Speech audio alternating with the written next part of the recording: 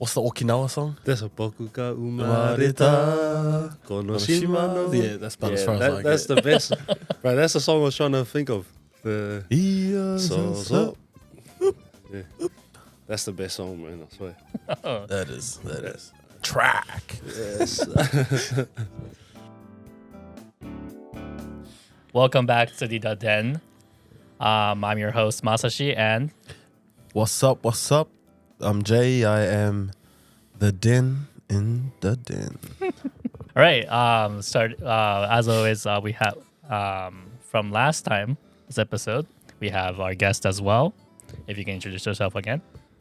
Guys, my name is Joe Kamana. Happy to be here. Have a yarn with DaDen. Yeah. Can you say that in Japanese now, please? What can I know? You're going to piss out of it. Yeah, nah. You getting used to the podcast? No, not really. But nah, grateful to be here. I'm glad you're here too. Grateful to have you. It's always good. I feel like you seem very calm right you now. Do, but whenever you're probably out in the field playing rugby, I'll be like changed. Like on the rugby field, like a bit nervous leading into the game. Oh really? Like I can't really eat. Oh really? Like I'd rather have those the jelly energy drink. Oh energy jellies. yeah. So I'd probably like just have 2 of those, and that's pretty much my prep. Oh, Yeah, so you get my nervous food prep. easily? Yeah. Oh. If I'm not nervous, I know I'm not going to play well. Like if I'm nervous, I know I'm actually like I care. Oh. Yeah. If I'm not nervous, I don't care. Yeah, so Interesting. yeah, so I'm nervous right now, so I care. That means you're gonna perform well. Yeah. Try. Do you get nervous yeah. on the field? Like most of the like I always get nervous building up towards the game, but once that whistle goes, the prep that I've put in towards the week has allowed me to be. I like to play with confidence. Like I do stuff that you're probably not allowed to do, but you know that's my style of playing. I like to play aggressive, but I'm always nervous. But that's part of the game. Yeah, 100%. Interesting. You guys are both different. Yeah. How you play. Interesting. Okay. So today I want to talk about so right now the Rugby World Cup is out. It has started already. It's in France this year. Have you guys watched it yet? Funny note, I actually speak French. What do you know how to say in French, mate? Bonjour, bonsoir, je m'appelle voulez-vous coucher car? I hear a lot of booing from the French people. No, it actually sounds legit. It does. That's honestly, you can speak any language you want to change the tone and speed. You're like a chameleon sort of like. I don't know if that's a good thing or a bad thing. You just you can change. Yeah. Transformer. Yeah. That's a vehicle. Oh. Okay, so did you guys watch the game? You guys watch the game? Or you guys interested in it? Because you guys are rugby players. Yeah, interested in the game. Quite disappointed. Got up at 3:30 Saturday morning, just to watch the All Blacks. Oh, you watched the first game? Yeah. So had to watch the first game, especially France the All Blacks. Quite disappointing. Waking up 3 a.m. When I could have just kept my eyes closed. But yeah, no, it is what it is, man. Hopefully, other boys can go well moving forward. Cuz, quick question. Yeah. You moved to Australia when you're 13, right? Yeah. And you live in Australia right now. Yeah. Who do you go for, All Blacks or Wallabies? Oh. No, it's always been the All Blacks. Yeah. It's always been the All Blacks, no matter what. But I don't know. I think around World Cup time, it's a bit different. Like where you actually go for the All Blacks, but like when the World Cup's not on, like you pretty much just want to watch rugby just for a good game. Like I enjoy watching a good game instead of like one team flogging the other team. Is it big? Like World Cup season in New Zealand, is it like it's like a big deal for you guys? Oh, in New Zealand, like all the young kids grow up wanting to be an All Black. Oh. So that's pretty much on everyone's mind. Everyone's dream is to become an All Black. But yeah, it's an interesting one, man. Like the All Blacks is like number one. All Blacks are, everyone. Number one in New Zealand. So New Zealand, there's so many rugby fields everywhere. You go school, lunchtime, you're playing rugby with your mates. Your mates on the weekend, they all go play rugby, so you want to go play with them. So everyone grows up around that rugby culture with the ultimate goal of being an All Black.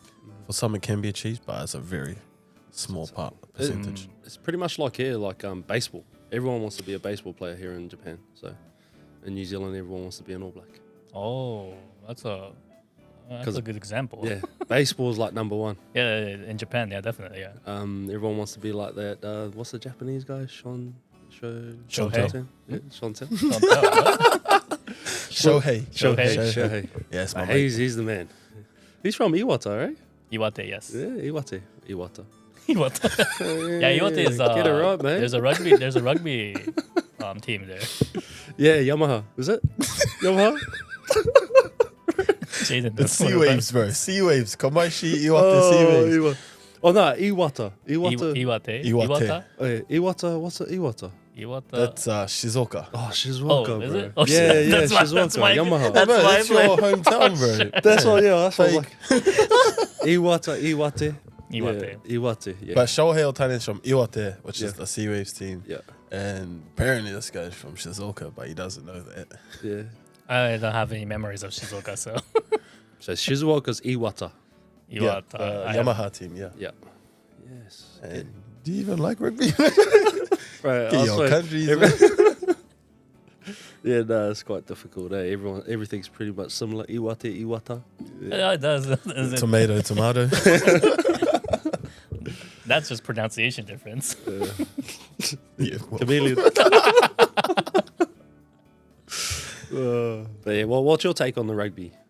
I'm not really. I don't really know much about the rules. Yeah. I watched Jayden's game for the first time last year, his last game, and I thought it was. At first, I thought it was very similar to American football in a way. Like, the only difference is that when the ball goes away from the player, it's still play. Yeah. But in football, when the ball is lost, then the other team gets the ball. So, in that sense, like, rugby rule is still kind of unknown to me. Yeah. So I don't know, like, when does the other player gets the ball and stuff, because like you guys keep on playing until like some foul occurs, and then the ball goes to the other team and stuff like that. So, but it's a interesting sport. Yeah. When I saw it, when I watched his game. Yeah. It was. That's an interesting perspective. Oh, is it? Yeah, from someone that doesn't really know rugby to think of it like that. In a good way. I thought you were making fun of you. No, in a good way. But if you do think about rugby, there is a lot of rules. Like, I don't know all the rules. Yeah, but neither. Really? I enjoy it. It's a real... Would you ever play it? No. Why? Because I'm afraid of big guys like you guys coming after me. I will definitely throw the ball away. Yeah, you'll be a good halfback then. Get rid of the ball. Oh, is that the job for the halfback? Yeah, well, they usually scoot, take off, or they pass. So they usually have the best pass in the game. How do you guys determine your like position, like your best position? Oh, that's a good question. Yeah. Oh, really? Because like every sports has like a position, right? Like soccer has defense, forward, midfield. Even American football has position as well. I was wondering if rugby had like a specific position you guys are a specialist in. For myself, I like to see myself play in the centres. Oh. Yeah, so I preferred 13. But like the last few years, I've been playing on the wing, on the right wing. So, yeah, but I prefer playing 13. Oh. And yeah.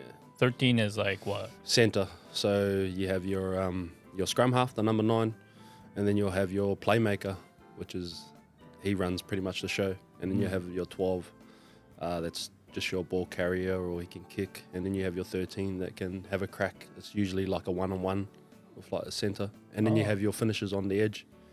And then your fullback, which is, he can pretty much do everything. Oh. So you guys position yourself as numbers? Yeah. Oh, okay. Yeah. What about? Oh, I play number 8. I used to be a centre, but I'm a little bit heavier now, so I'm getting closer to the forward. So now I'm a number 8. So number 8 is a forward, who, if you ever see a scrum, that time where they all pack in and smash each other's heads into like that formation, I'm the guy at the back. Oh, pushing forward kind of, or getting the ball. Supposed to be, but I just put my head in there because I don't like my head, and it's not good for the ears. So I just wait for the ball to get to the back and just grab it. Oh, okay. What's the most dangerous position, prone to like injuries? I'm sure every position is dangerous, but like, what's the most dangerous? I don't know. It could be props. What does props do? Props, they're like the front of the scrum. Oh, you can explain it because you're a forward. I thought you were going to say because you're a prop. You're a forward. No, prop is a position that's not very. You're in the trenches pretty much. They are the most. They're the biggest guys in the team. They're usually really tall and really big, and it's dangerous because the scrum obviously is when they just 3-on-3. Well, it's actually 8-on-8, but the front 3 pretty much just smash like that together. So you're putting a lot of pressure on your neck and your back and your legs pretty much. But to keep it like that is quite difficult, and you're getting like there's 5 people behind you pushing. So that's a lot of pressure on your neck. And then if it goes down, you're going head first down. Oh, wow. So it's a really tough position. It's a position that not many people like to play. It's a position that doesn't get much of the limelight, but they are very, very important in the game of rugby. So I would say, I would agree as well. That's a very dangerous position. And you don't get much credit being in that position, but you do a lot of the dirty work in the game of rugby. Oh, okay. And in the UK and France too, I think they're like one of the highest paid players as well. Tight head props. Oh, really? Yeah. You would think of it as in American football as the tackle, the offensive tackle. Yeah. The guys on the they do a lot of the offensive line. You would think of it like that. They do a lot of the hard work, like they get smashed around and stuff like that. But they're very, very important to the rest of the team. What I'm interested is like both of you are playing professional, like payment wise. Does the position determines your payment rank? Because I don't know, like I don't know if there's any good example, but I was wondering like if like you mentioned like UK and if you're doing that position, you get paid a lot more because of the risk. Yeah. Is there like actually those kind of like? I think for tight heads as well, because when they go into the scrum, they're taking on like a prop. They're taking on 2 people. So the tight heads have got a strong, tougher job.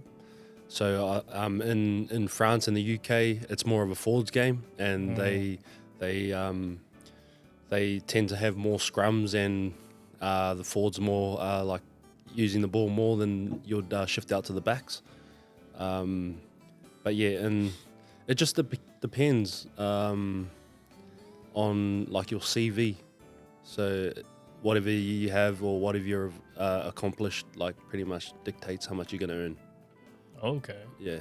Yeah, it's a whole bunch of things actually. Like skill-wise, obviously, but like you said, CV. If you've played for the international level, that's an extra. If you're well-known and if you're a likable player, that's also another good thing to have going towards a team. And position-wise as well.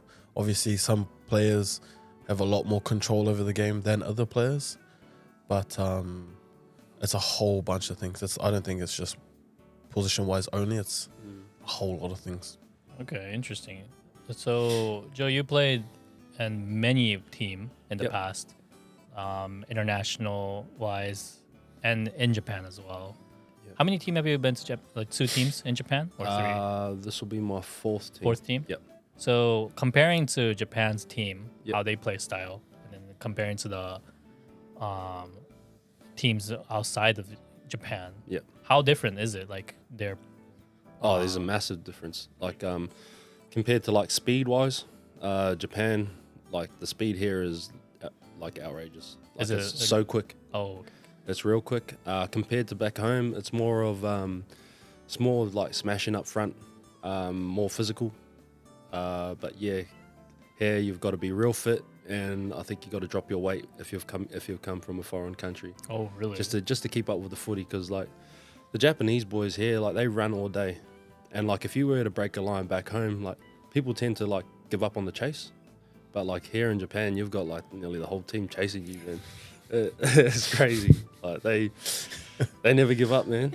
But yeah, it's I enjoy the footy here, which is awesome. Oh, okay. Yeah. It's much more like in a way competitive. Yeah. Yeah. Oh, that's interesting. Yeah, well, I reckon Japan's going to be probably one of the best leagues in the world. Oh, really? Like before the foreigners, everyone's trying to come to Japan to play rugby. Like you see all the best players in the world, they're all coming straight after the World Cup. Like you've got the likes of Adi Severe, who's one of the legends of the All Blacks at the moment. He plays 7, 8. He's going to Kobe. And then you got the likes of like superstars like Cheslin Kobe. He's coming to Suntory. Gareth Anscombe as well. He plays for Wales. And then you already got like Lamape and that already here. You've got Bowden Barrett, Aaron Smith, who are like big superstars for the All Blacks, are going to Toyota. And Richie Mo'unga too. He's like probably one of the best 10s in the world. That's going to Toshiba. So Oh, wow. you're getting all the best players here in Japan, man. So I reckon Japan's going to be like one of the best leagues in the world. Oh, dang. Yeah. How does that make you feel? Like all the like top players. Oh, it's awesome, man. Like I'm just trying to push myself to like get a spot in like the 23 so I can actually go up against the best. Because like for myself, like going up against the best, like we've got nothing to lose but everything to gain. So like we can go out there and just have a good crack and compete against the best, which is like something that I look forward to. Okay. Here's a question for you guys. Yeah. Are you guys more afraid of international player or Japanese player? I would say Japanese player, man. Oh, okay. Because like when I go up against like a good player that's like at international like level, I've got nothing to lose. But when I go up against a Japanese person, I've got heaps to lose, and I've got to be on my game. Like if he beats me, then I look stupid. Oh, okay. But like if an international guy beats me, like he's meant to beat me, because he's at that level where he's like elite. So I'm more scared of a Japanese player, man, than anything else. That's why like every time I go into a game, I'm nervous. Like every game, doesn't matter what it is. Like I'm always nervous. Who was the international player that you saw on the other side of the field and you're like, whoa? I haven't really played against like a real big name, eh? Like, I lied, sorry. Rendraja? You played against Semi Rendraja and Tuisova. Oh, at the World Cup. The Sevens World Cup. Oh. I went to go try and tackle Tuisova and I was literally hanging onto one of his legs, man. So these two players, for people that don't know, are like, they are Fijians and they are made out of stone.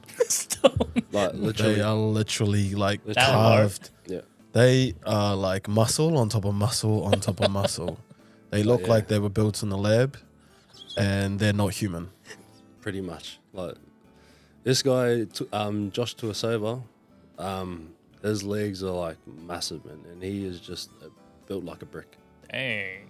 And then you got Rendraja, who's quick, massive as well, and he's just, I reckon I would rate him as one of the best centers in the world. Oh, okay. Yeah, so he's quite an elite player. And then who else? I got done by, I think it was Carlin Isles. Oh, Perry Baker, sorry. Perry Baker. At Sydney. Okay, yeah.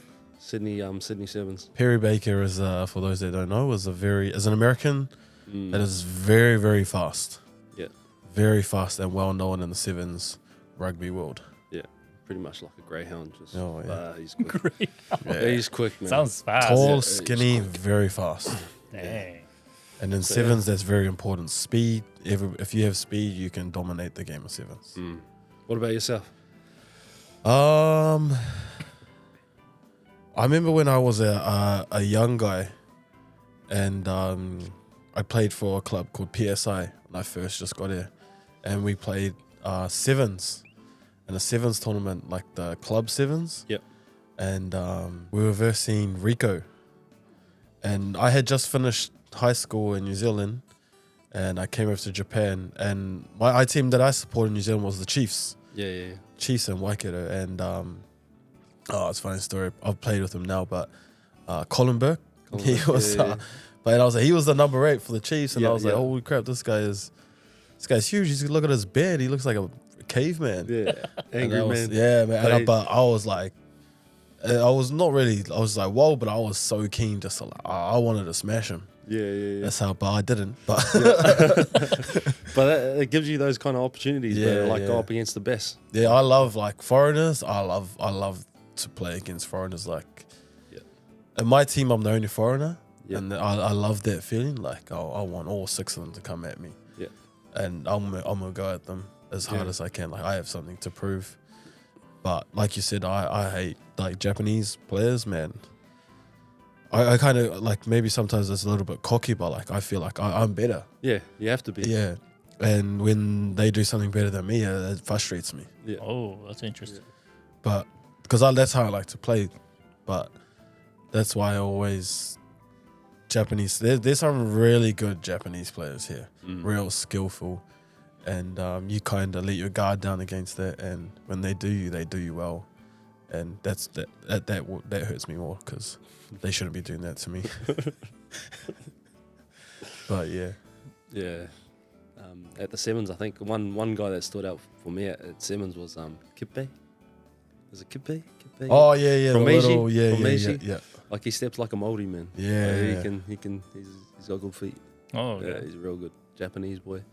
I think he's at Cannon, signed at Cannon. So. Yeah, some good young players coming through the university system. Yeah. So yeah. I think he went to Rotorua Boys, man, for a year, Kippe. Oh yeah. Yeah. Oh, that's why he's got the Māori step in him, man. Learned from the real Māoris. Were you guys ever been injured by a Japanese player when you played in Japan? Especially when you play in Japan. Oh, you too. Yeah. I've been injured quite a bit. I'd done my knee, so I went up to go catch a ball. Can't remember what position, it was a forward. So I went to go to land, and he's gone kamikaze straight for the bottom of my knee and snapped my PCL. Still don't have a PCL to this day. So that was my 3rd year here. But yeah, the Japanese boys can hit hard, but they always target below your knees. So back home, that's not allowed. But, really? Yeah, grass cut. Can't grass cut. Yeah. Oh. Otherwise, that happens. Right. PCL's gone. But yeah, back home, you can't do that. Over here, it's totally fine. That's you can't do that in a normal rugby game as well. Or Yeah. Oh, well, here is fine, but back home is like a penalty. They kind of like manage it different. Well, because I think it's just become normal here, like just to go that low. I think that's how they're taught. Yeah. And when they get older, they kind of modify it themselves, and it becomes very, very dangerous. New Zealand, you're not taught to go that low, and if you do, it will become a penalty. Just because it's dangerous. It's actually very dangerous style of tackle. So, I think it's just managed different. I think it's controlled different by referees in New Zealand than it is here in Japan. Yeah. So like if Japanese people play in that way, if they go to like World Cup and stuff like that, because you usually see that, they go really low because, like you said, they were taught to play it that way. Yeah. Because because foreigners are bigger than them, so they have to go by the knee to like push them down, tackle them down. So wouldn't it be? It's a different rule.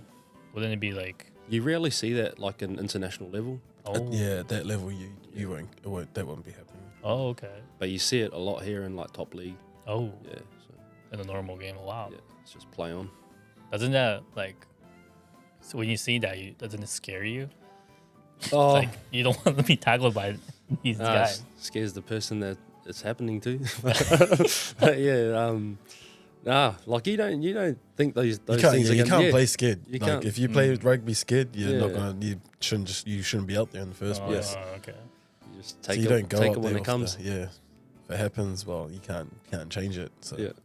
for me, when one of my biggest injuries, I'm not really I don't really get in the trenches. I don't really do any of the dirty work stuff. I like to take my pick my times wisely.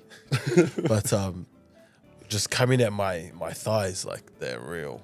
Just diving at your thighs, like what do you say double-ku in English? Like a bruise built up of just like a massive cork. Charlie. Like yeah, cork. cork. Yeah, that's the one. Oh, I've had that so many times in both my thighs. They just dive at you shoulder first, or head first or whatever. No regard for their body. They pretty much knock themselves out, man. Yeah. Like a lot of them do. Wow. Yeah. Well, they know they have to go low because if they come up high on a foreigner, they're probably going to get thrown. So they got to go low. And it's a good technique. It's better to go low than high. But it's very painful when they get you really good. You rarely see foreigners go low. They always hit you like chest up, sort of. But you guys play in the Japanese league, so you guys get taught that, don't you? What's that, sorry? Going low.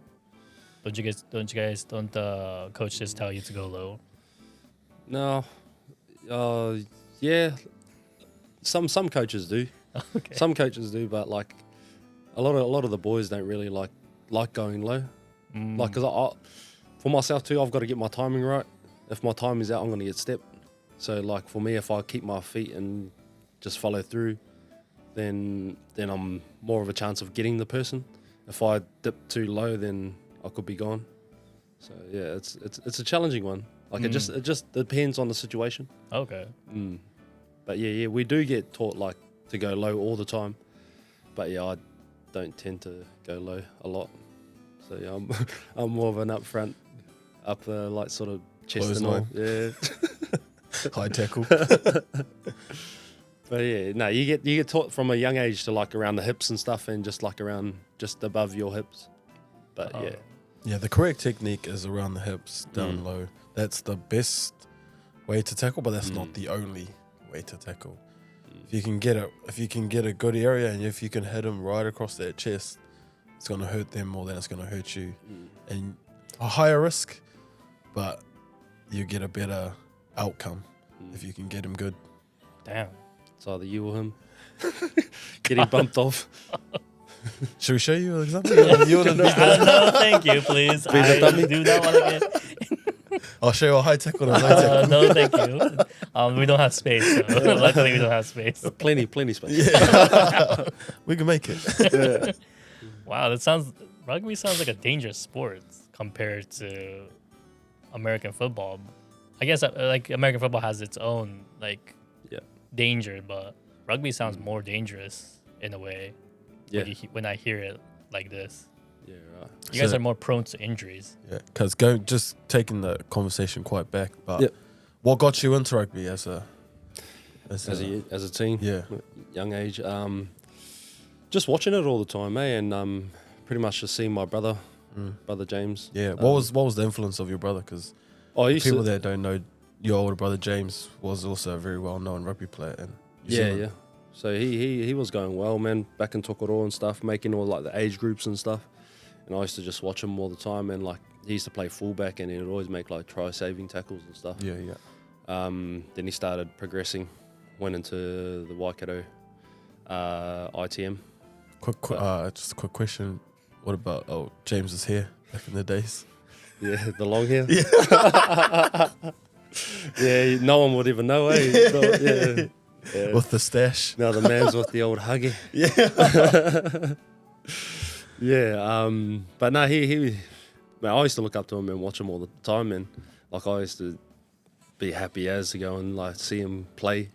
Always look forward to it. But yeah, he played for Waikato, played in Tasman, and then he shifted off to South Africa and played for the Lions for a few years, and then made his way to Kamaishi, Iwate. Oh. Yeah, so he was in Kamaishi, I think, for 5 years before he retired and went back to Papamore, the Mount. Yeah. But yeah, I used to see him come home with like kit. I think the kit. Oh, yeah.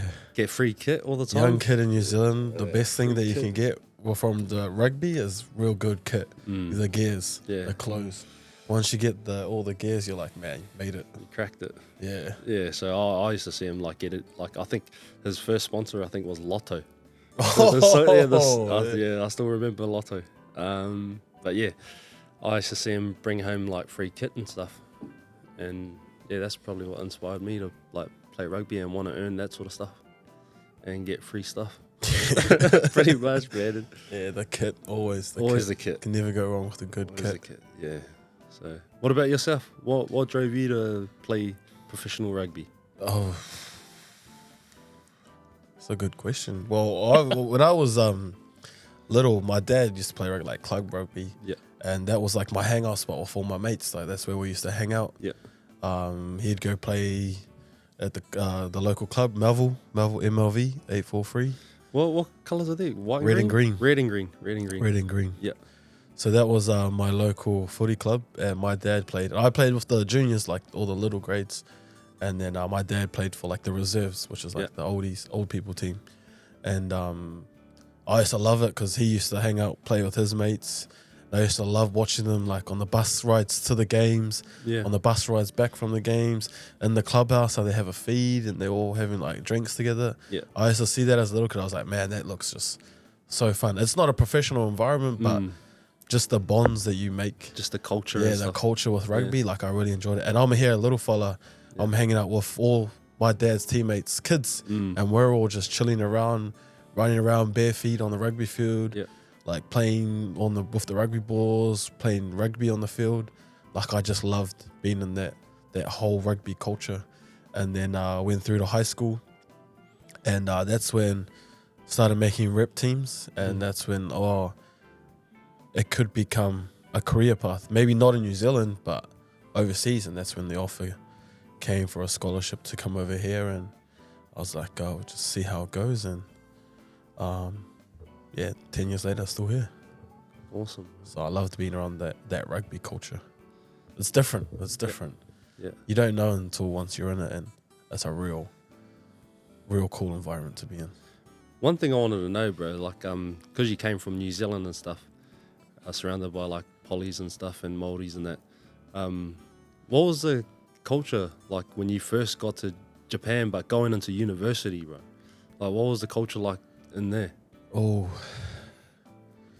yeah, that was the culture, as in like, because it was just Japanese people everywhere, and you're still trying to, like, first of all, I was still trying to adjust to the weather, because I came and it was winter and it was freezing.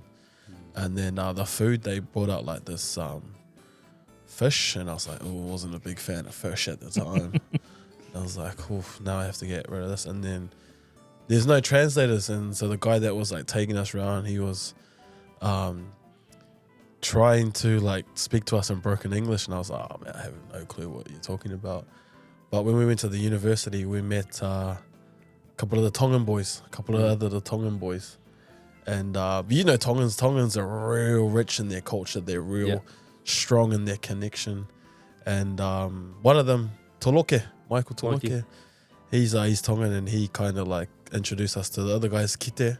So it's another Tongan guy, and there was another guy that originally came, Mosese. He's not here anymore, and real great, thankful for them, because Tongans, they like to stick together, but they kind of welcome us into their little circle. And it was just cool to be not the same Polynesian culture, but within that Polynesian community, and just something to remind me of home. Like, you're surrounded by Japanese, and I was trying to make the most of being in the Japanese culture, but I still wanted something to remind me of home. So it was a real comforting thing to be around. What about you when you went to Mazda? Did you have met how many other foreigners? 2 others or 3 others? So when I first got there were only 2. Oh, yeah. So there was Jay Havili and AJ Gilbert. He played, I think, AJ Gilbert played for Waratahs and Queensland Reds. So yeah, they made it quite easy for me, like coming over to Mazda and stuff. But still difficult communicating on the field. Like, I didn't know a thing. I was just hey. just use the hands, man. That's interesting. How do you communicate? Like, so when you came here, you had a translator already? No, we didn't have a translator, man. Oh, okay. Yeah. So, you just pretty much just speak like broken English, man. Sign language. Yeah, pretty much, man. Just broken English. Rugby is a pretty simple communication game. Like, well, give it, now pass. It is, yeah. After a year, you pick it up, man. Like, not even that. Like, maybe a few months, and then like you pick up the rugby language quite easy, and then you just progress from there. Okay, but whenever like you guys have like what tactics when it comes to like doing certain like jobs in the field. Yeah. How do you interpret that? I'm sure it's all in Japanese. Oh no, but like so they'll have it on the computer. Oh, okay. And then they'll have your lines. So they'll have your number there, and then it'll show you what line to run. And like if you play rugby back home, it's quite easy. Like when you come here to Japan, it's just a communicating part. Oh, okay. Yeah. What do you think the difference in rugby in New Zealand compared to rugby in Japan? I reckon Japan's way better, to play rugby. Club footy back home was cool, like just to be amongst all the boys, and like it's quite competitive now in Melbourne. Like all the teams are starting to pick up, which is awesome. But like once the boys get a win, man, like singing the team song and stuff, and just being in the changing room and watching the boys just go for it is unreal. It's actually an awesome feeling, man. But yeah, it's Japan's rugby is I reckon going to be the best in the world. What about skill-wise, the Japanese players compared to foreign players? Because I have my opinion on it. Well, what's yours? I reckon here in Japan, like back home, we've got like guys with flair and everything, and they can do their own thing and stuff. But like over here, I find that Japanese players are easier to teach. Like you tell them something, they'll actually do it to like the T. But like guys back home, like they have their own sort of flair and stuff, and they pretty much just do their own sort of thing. But yeah, I find that Japanese are good listeners and stuff, and always willing to learn, Japanese players. But yeah, I actually rate a lot of Japanese players here. Like there's one player that, at Suntory, his name's Tiger. He's unreal. Sounds scary already. I reckon he's like one of the best players at Suntory. Oh, okay. The way he plays, it's quite interesting. How he plays like sort of like a foreigner. Oh, Always looking for an offload. Like he's got good skills. Do you think that's a good thing though, or a bad thing? No, the way that the Japanese.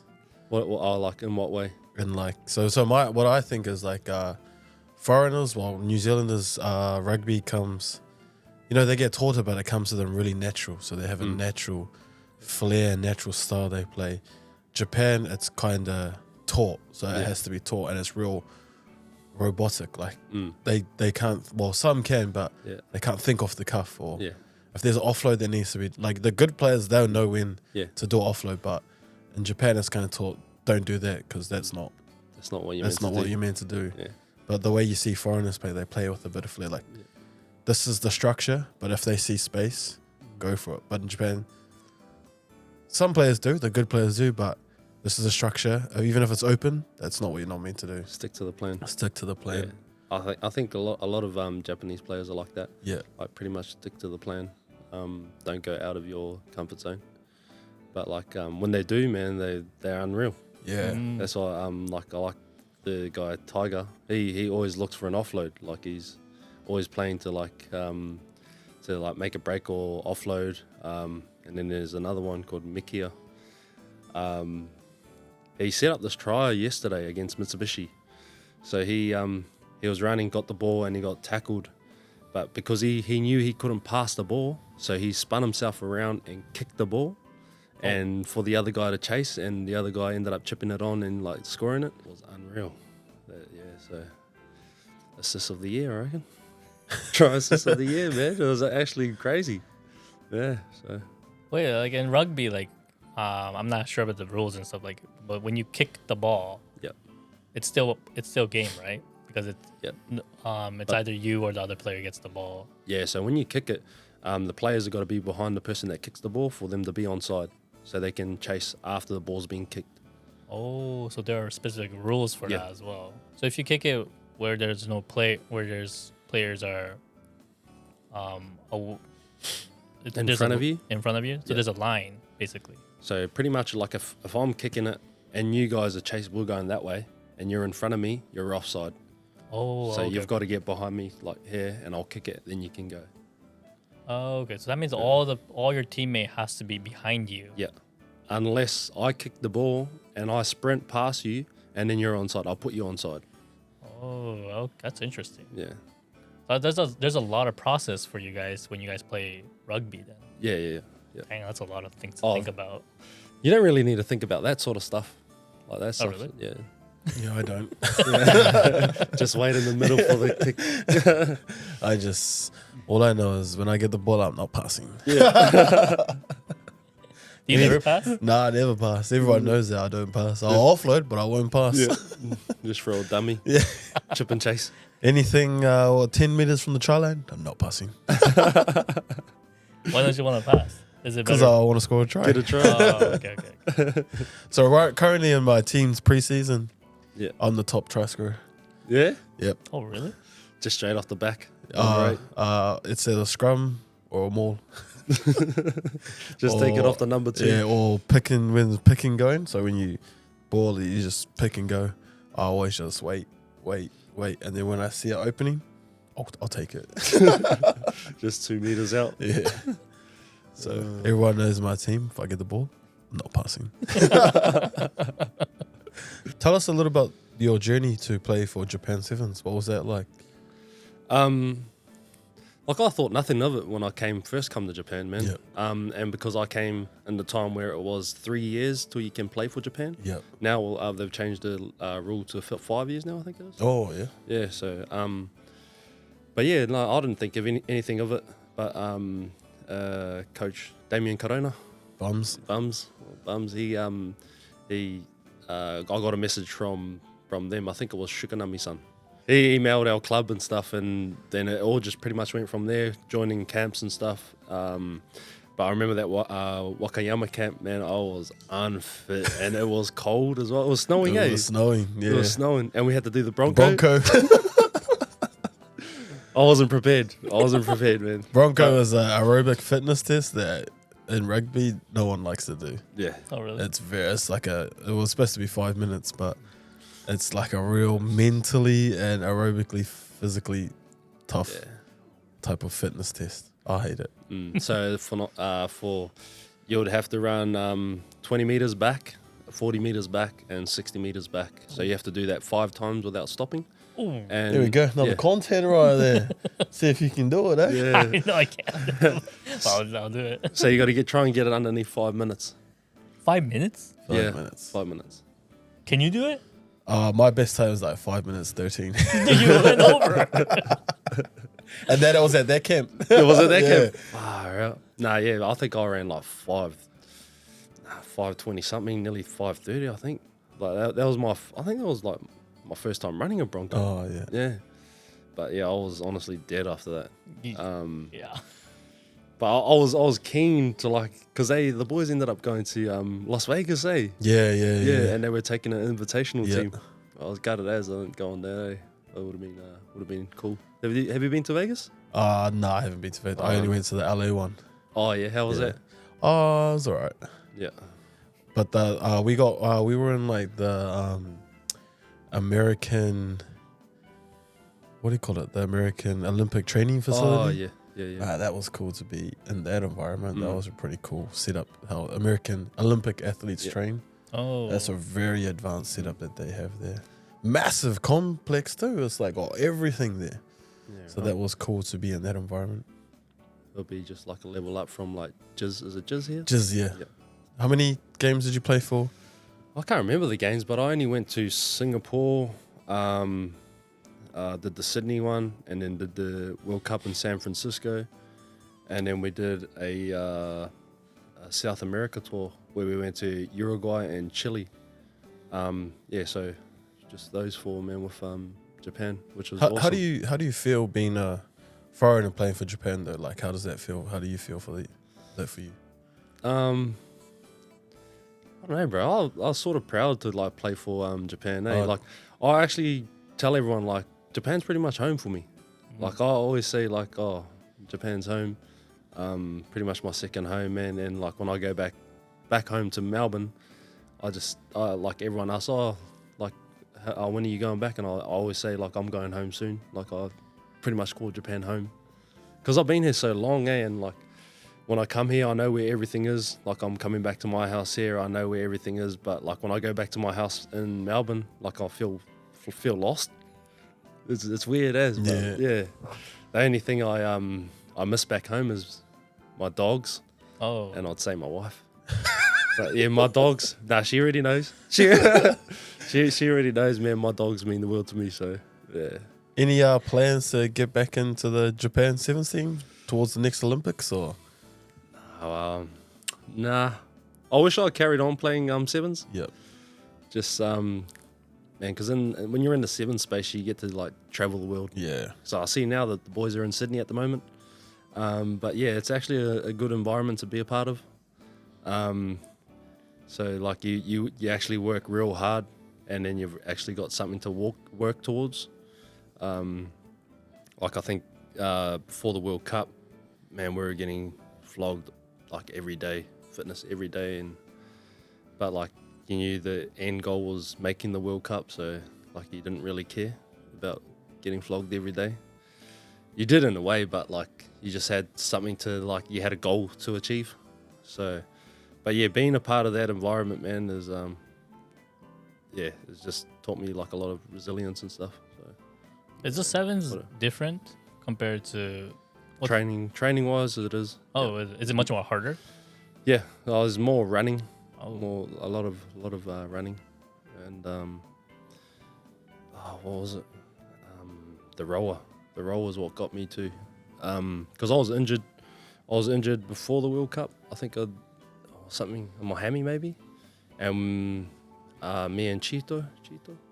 Oh yeah. Yeah, we were on the rower, man, when we were up in Hokkaido, and we were just rowing. Like I think we were doing like 1K time trials. I think we had to do like 5 of them or something. Just do them as fast as you can on the rower. Whoa. Yeah, it was it was actually pretty tough. But then it actually helped you with all your running and stuff too once you got back on the field, which was real good. But yeah, being a part of that environment was awesome, and got to see a bit of the world, which was cool. So you guys got to decide whether to stay in the sevens or be out of it? It's more on the company. Oh. So if you sign with a company, it's pretty much up to them if you can go and join them. So what it was when I was at Mazda, I was allowed to go and play in the sevens, and then when I went to Coca-Cola, I wasn't. Same as at Shockey as well. I wasn't allowed to go play sevens. So it's pretty much because the companies pretty much pay your full salary, and you only get like a sort of like a little allowance from the sevens program. So the company's got more of a say whether you go or not. What's your opinion on that though? Like how the companies kind of control what you can and can't do within the rugby world? For me, man, I've fortunate enough to play for Japan in the sevens. So I would like to carry on like back then. Now I'm like nearly 32, so they You're 32 yeah, right now? This year? this month. This month? Oh, happy birthday, by the way. Oh yeah. No, it's like in a week and a half. Oh my God, he's younger than me. Yeah. You don't look younger than me. How old are you? I'm 34 this 34. next month. 34 next Yeah. month. Oh my God. Wow, that just shocked you. I'm sorry to disturb. No. That's I'm all good. 28. Yeah, you're a little boy, right? Yeah. No, I'm only 32, man. Dang. But yeah, no, that's pretty old in like rugby years. That is. Yeah, like so what? How old do you want to be when you like stop playing rugby? It pretty much just depends on the body, man. Like if the body's all good, the mind's good, then everything's sweet. Okay. But like if the last 2 years ago, I was battling like probably mentally, just being injured. It was quite tough because I couldn't do much, and I was on the sideline for a whole year. And it just sort of just played on my mind, like whether I should be just playing or not, if I wanted to stick around playing rugby or just give it all up. But yeah, just stuck to my guns. My wife helped me through the process. Because sometimes I'd wake up like just angry. Oh. Yeah, I'll just wake up angry, man, just for like, I don't know, just no reason, because I can't play. I can't like do much. I'm in a boot. I was in a boot for like probably 4 months or something, and yeah, like just the mental side just takes a bit of a toll on you. What do you think about mental health or mental awareness in rugby? Do you think it's a topic that needs to be talked about more? Or? Oh, 100%, bro, because it's not just myself that's struggling sometimes. Like, there's a lot of boys, I reckon, that struggle. But it's just up to us whether we want to talk about it. Yeah. Like, I don't mind talking about that sort of stuff, like, but you got to pick and choose, like, when to talk about it. Yeah, yeah. Because, like, a lot of the boys can go into, like, those sort of dark places and stuff where I think it's a good thing when the boys talk about it. Because then, like, you feel a bit lighter when you leave the conversation. So, yeah, I wouldn't mind starting up a thing where, like, just to build, like, mental health and stuff. That's why I started, like, the Daijubadiska teas. Yeah. So we'll probably just have, like, a one-off sort of limited edition that would come in, like, probably every 3 months or something, just something around mental health. So, yeah, I reckon mental health, like, issues are pretty big in rugby. Yeah, or I even think life generally, yeah, man. exactly. Yeah. What about yourself? What do you think about that sort of stuff? Mental health. I think it's like because like when you even regardless like you're a sports player or just living your normal life, you get depressed. And Japan, if you talk in Japan, like Japan is an environment where you are prone to that. You're very exposed to a lot of things, like noises and stuff that makes you that puts you down in a way. And so like overcoming mental issues, like, yeah, like you said, talking to people, timing, whether you want to talk about it or not is very important, because just talking about it a little bit makes you feel better. But at the same time, it takes time to do it. So I'm really interested in like so you said that your wife helped you overcome it as well, but like how it all depends on you to overcome it in the end. So how did you like? What would be one advice you could give to those who are like, kind of like going through that? I think what she done for me, man, is just helped me. Like,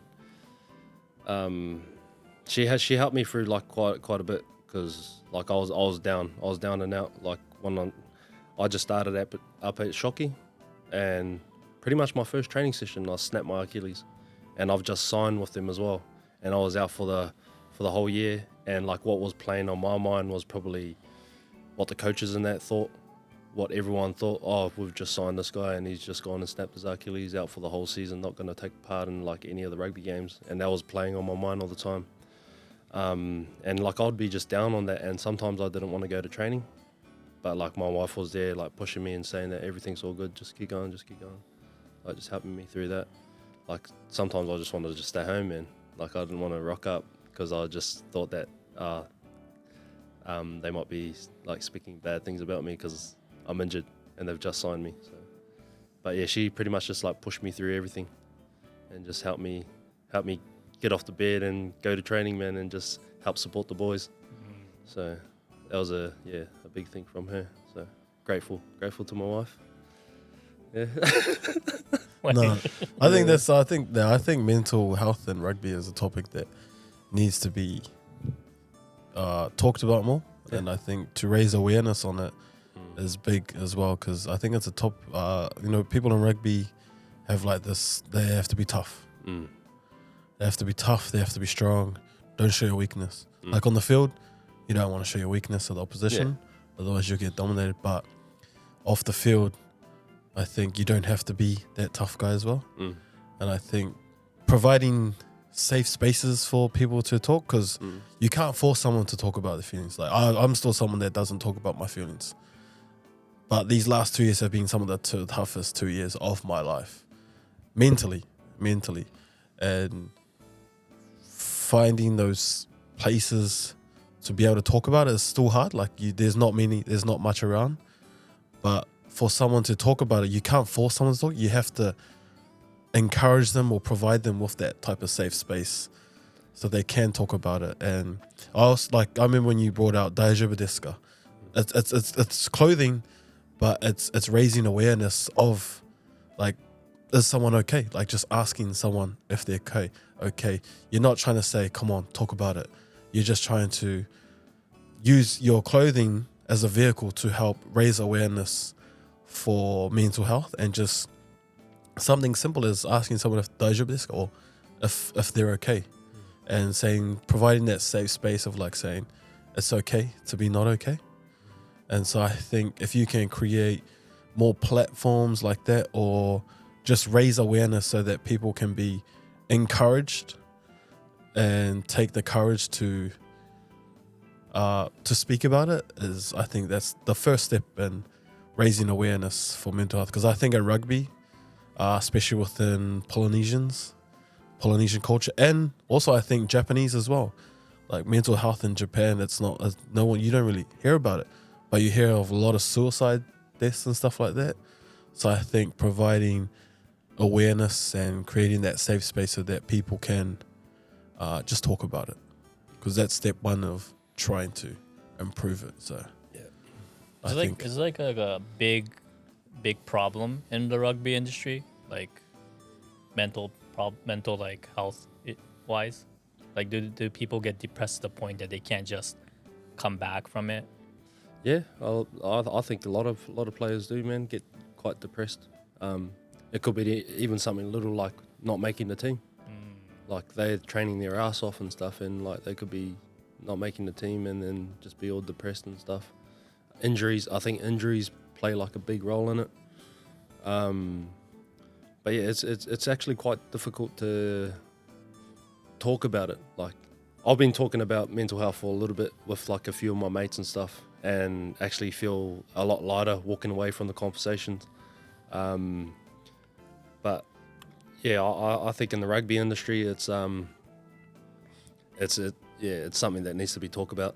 Because I even did a bit of research here in Japan with like the Harajuku girls. Did you know much about the Harajuku girls? Yeah. Oh yeah. So the Harajuku girls, why they like got a lot of color on them and stuff, is because they struggle on the inside and they want to be colorful on the outside. So that was something that like I want to like look into a bit more as well. And I didn't know that. Yeah, and making their own persona to hide themselves. Not hide themselves, but like overcome. But they suffer from like a lot of anxiety and depression, and I didn't know that. So I was doing a lot of research about depression and stuff and mental health here in Japan, and Harajuku girls come up. Yeah, it's quite interesting. It's something that I want to try and get involved in, sort of while I'm here in Japan. Oh, okay. Yeah. Is it or like rugby wise, like is it different like mentality compared to the rugby that when you played in the Australian league, and like compared to Japan?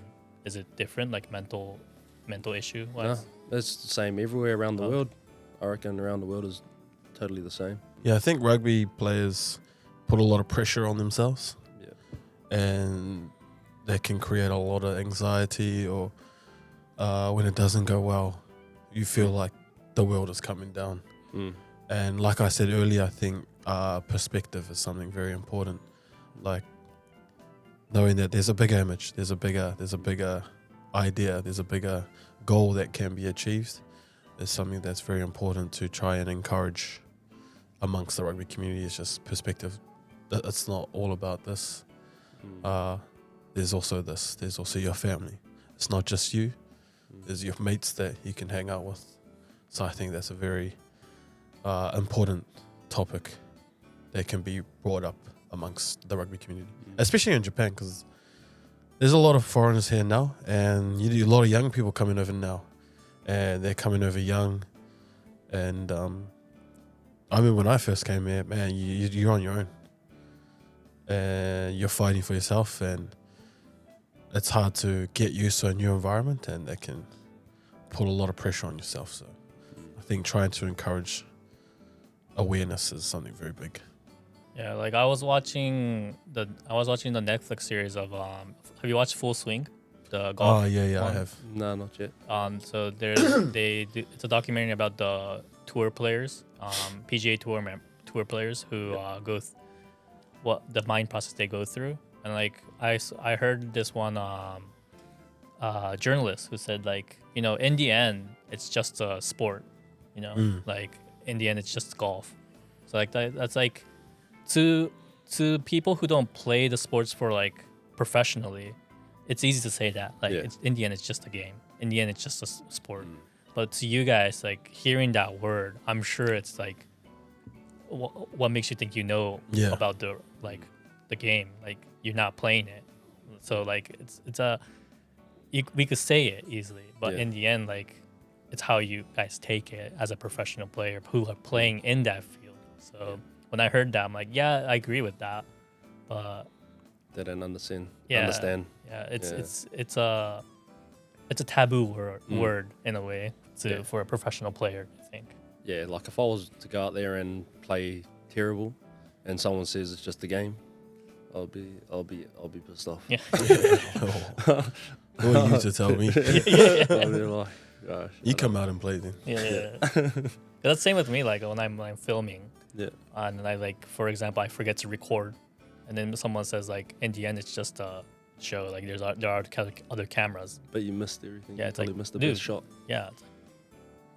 What the heck do you know? It's like that. Like I get frustrated. I get pissed off at myself. Yeah. First of all, and I don't want someone else to say that. That tops it up, man. Yeah. Like I'm sure they're saying it to make me feel better, but like in the end, it just doesn't make me feel better. It makes me feel like an idiot. You know. Yeah. So I know how like mentality wise. I think it doesn't matter whether it's a sports or like other things. Everyone has that kind of mentality. If you have like pride in like what you do, like, you know, you guys are professionals. I'm a professional filmmaker. I have a pride in that.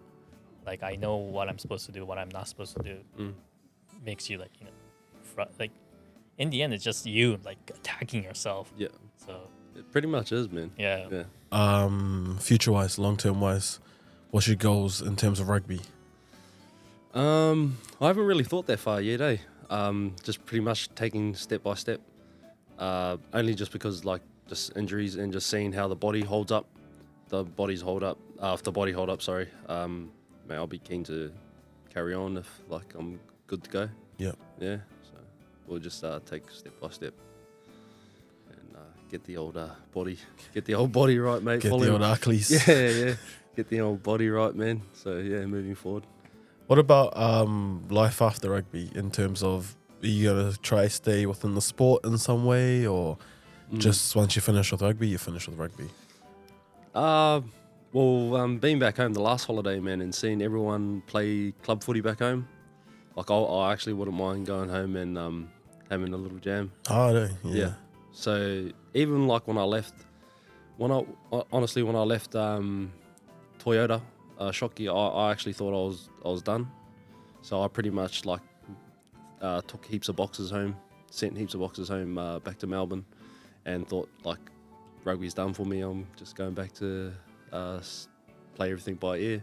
And I was actually going to go back and play club footy, but then I got the call from the agent telling me not to because teams might be interested here. So, but I was actually like ready to just give it all up and go back and play some club footy and enjoy rugby and have a couple beers with the boys after the game. That's what it's all about, man. Like enjoying each other's company, having good laughs.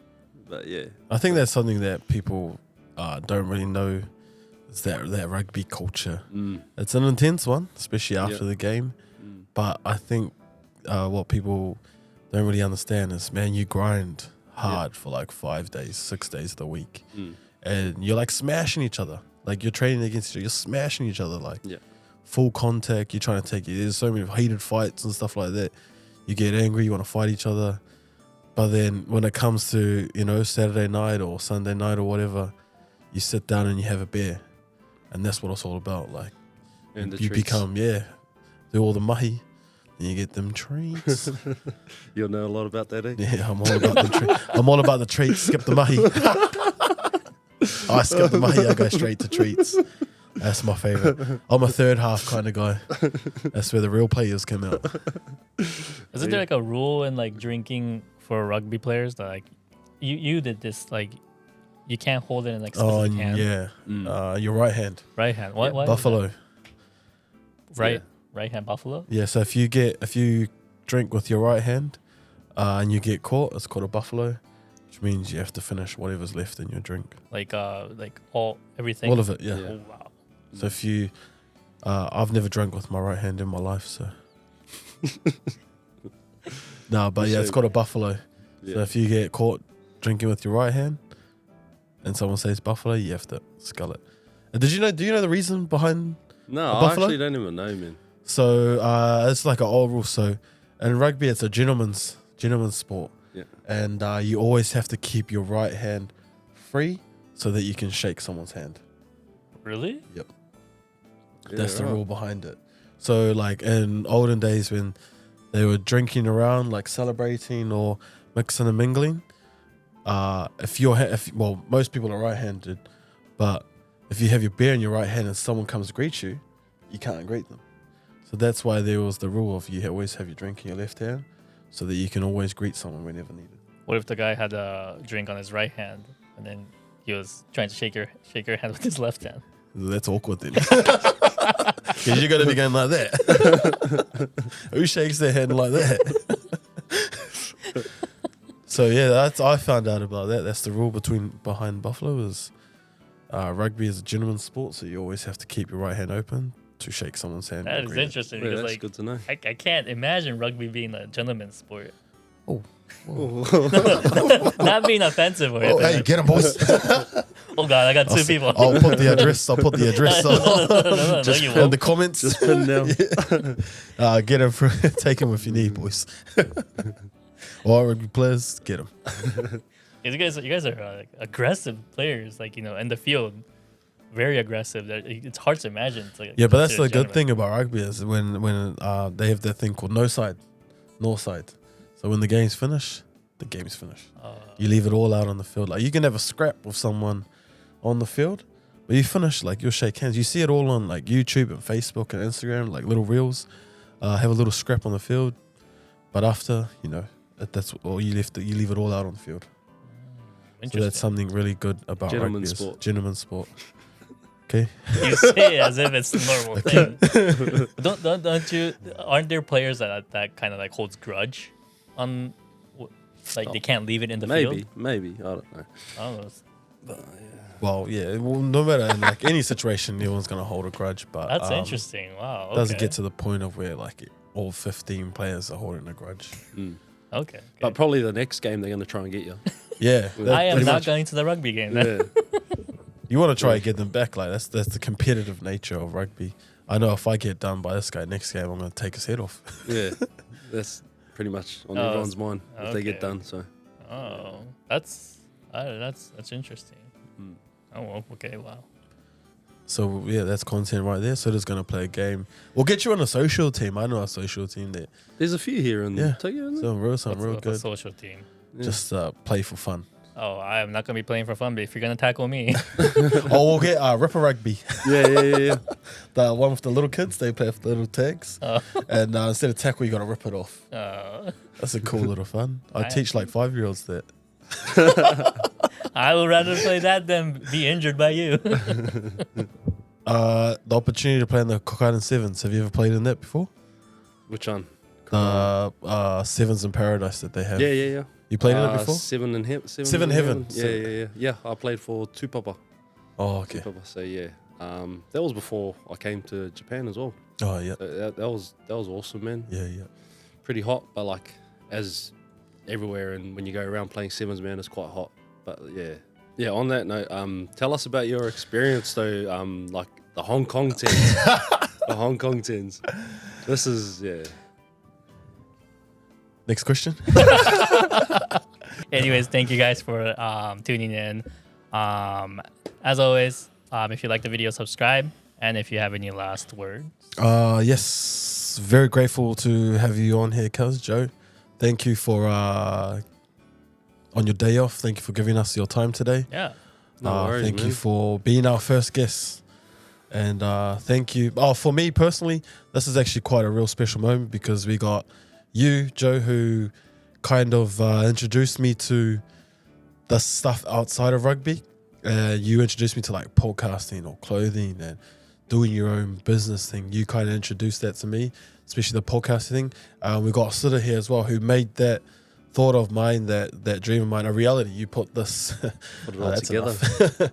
But you put the studio together for us to be able to do this journey, and so I'm real grateful to have the both of you here with me today. So first of all, thanks for your time today, cousin. No worries. Looking forward to hearing more of your journey and hopefully seeing you around more.